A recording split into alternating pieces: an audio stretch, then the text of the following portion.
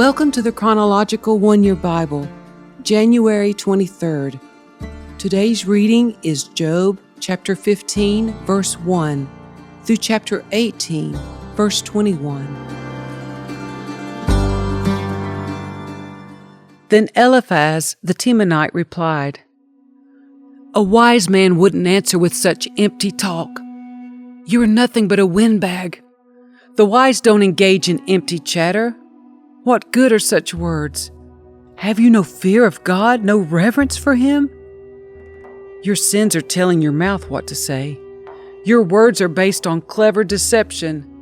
Your own mouth condemns you, not I. Your own lips testify against you. Were you the first person ever born? Were you born before the hills were made? Were you listening at God's secret counsel? Do you have a monopoly on wisdom? What do you know that we don't? What do you understand that we do not? On our side are aged, gray-haired men, much older than your father. Is God's comfort too little for you? Is His gentle word not enough? What has taken away your reason? What has weakened your vision, that you turn against God and say all these evil things? Can any mortal be pure? Can anyone born of a woman be just? Look, God does not even trust the angels.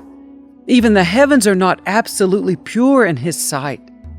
How much less pure is a corrupt and sinful person with a thirst for wickedness? If you will listen, I will show you. I will answer you from my own experience, and it is confirmed by the reports of wise men who have heard the same thing from their fathers, from those to whom the land was given long before any foreigners arrived. The wicked writhe in pain throughout their lives. Years of trouble are stored up for the ruthless. The sound of terror rings in their ears, and even on good days they fear the attack of the destroyer. They dare not go out into the darkness for fear they will be murdered. They wander around saying, "Where can I find bread?" They know their day of destruction is near. That dark day terrifies them. They live in distress and anguish, like a king preparing for battle. For they shake their fists at God, defying the Almighty. Holding their strong shields, they defiantly charge against Him. These wicked people are heavy and prosperous. Their waists bulge with fat. But their cities will be ruined. They will live in abandoned houses that are ready to tumble down. Their riches will not last, and their wealth will not endure. Their possessions will no longer spread across the horizon. They will not escape the darkness. The burning sun will wither their shoots, and the breath of God will destroy them. Let them no longer fool themselves by trusting in empty riches, for emptiness will be their only reward. They will be cut down in the prime of life. Their branches will never again be green. They will be like a vine whose grapes are harvested too early, like an olive tree that loses its blossoms before the fruit can form. For the godless are barren. Their homes, enriched through bribery, will burn. They conceive trouble and give birth to evil. Their womb produces deceit.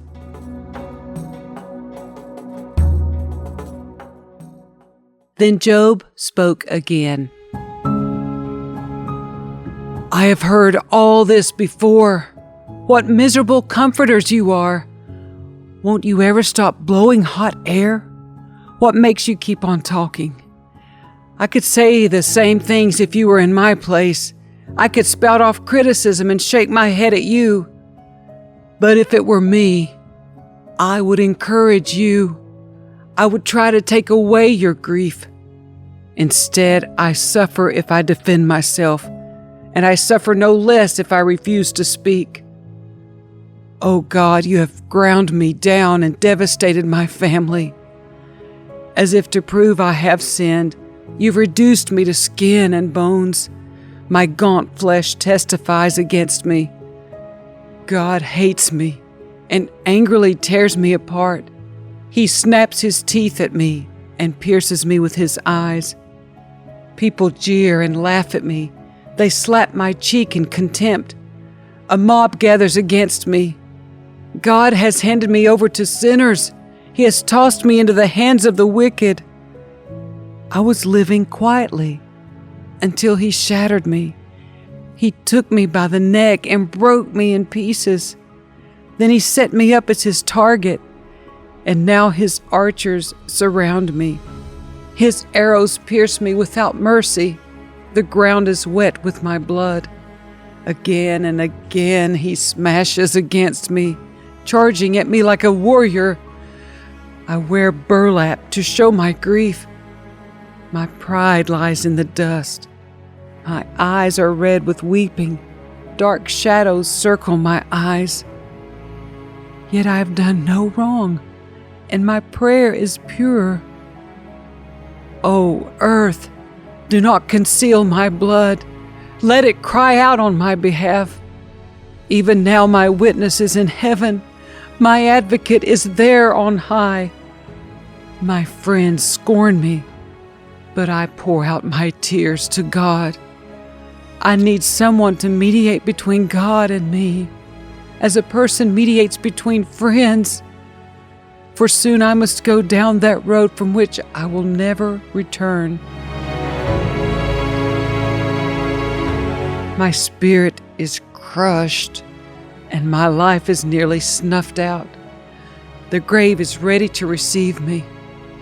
I am surrounded by mockers. I watch how bitterly they taunt me. You must defend my innocence, O God, since no one else will stand up for me. You have closed their minds to understanding, but do not let them triumph. They betray their friends for their own advantage, so let their children faint with hunger. God has made a mockery of me among the people. They spit in my face. My eyes are swollen with weeping, and I am but a shadow of my former self. The virtuous are horrified when they see me. The innocent rise up against the ungodly. The righteous keep moving forward, and those with clean hands become stronger and stronger. As for all of you, come back with a better argument, though I still won't find a wise man among you. My days are over. My hopes have disappeared. My heart's desires are broken. These men say that night is day. They claim that the darkness is light. What if I go to the grave and make my bed in darkness? What if I call the grave my father and the maggot my mother or my sister? Where then is my hope? Can anyone find it? No, my hope will go down with me to the grave. We will rest together in the dust. Then Bildad the Shuhite replied, How long before you stop talking? Speak sense if you want us to answer. Do you think we are mere animals? Do you think we are stupid? You may tear out your hair in anger, but will that destroy the earth? Will it make the rocks tremble? Surely the light of the wicked will be snuffed out. The sparks of their fire will not glow. The light in their tent will grow dark. The lamp hanging above them will be quenched. The confident stride of the wicked will be shortened. Their own schemes will be their downfall. The wicked walk into a net. They fall into a pit. A trap grabs them by the heel. A snare holds them tight. A noose lies hidden on the ground. A rope is stretched across their path.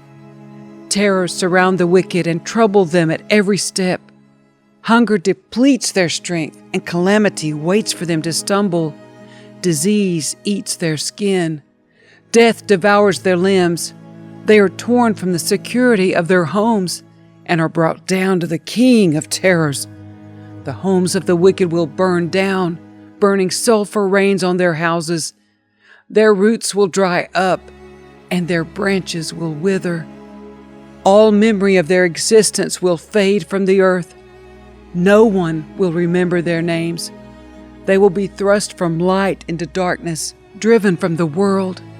They will have neither children nor grandchildren, nor any survivor in the place where they lived.